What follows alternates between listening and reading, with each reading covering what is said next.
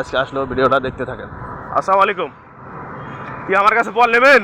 হ্যাঁ, কত করে নেন ওটা? হ্যাঁ নেওয়া লাগবে বাড়িতে। বুঝছি, আমার কাছে তো নেন না, জোর করে দিলেও নেন না। কত এটা কত করে নেন না অতই দেন। কয় বোঝা লাগবে?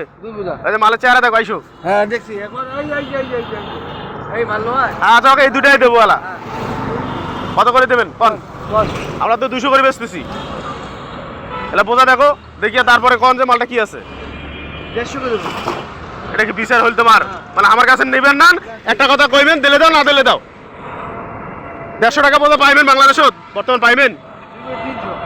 হ্যাঁ কোন বলে তোমার কাছে নেবেন নাই, দাম কইনো, দিলে দাও না দিলে দাও। এলে দামে পাইবেন। 2 বোঝা 400 টাকা হয়, তোরা যেহেতু মোর কাছে নেন না, মুই আজকে তোমাকে 2 বোঝা দিলে দেম 380 টাকা নেম, 20 টাকা কম নেন 2 বোঝায়। তোমার জন্য খালি এটা। হ্যাঁ ক টাকা দিবেন তোরা?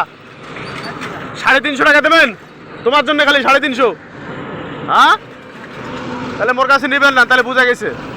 আচ্ছা শোনো শোনো, সেদিন ক টাকা দিয়েছি রুয়ার কাছে? এলা 2 বোঝা 350 দিলে তোমার লস হবে? হ্যাঁ দাও 350 দাও না, বোঝা দিলে লাভ আছে। হ্যাঁ কি 20 320?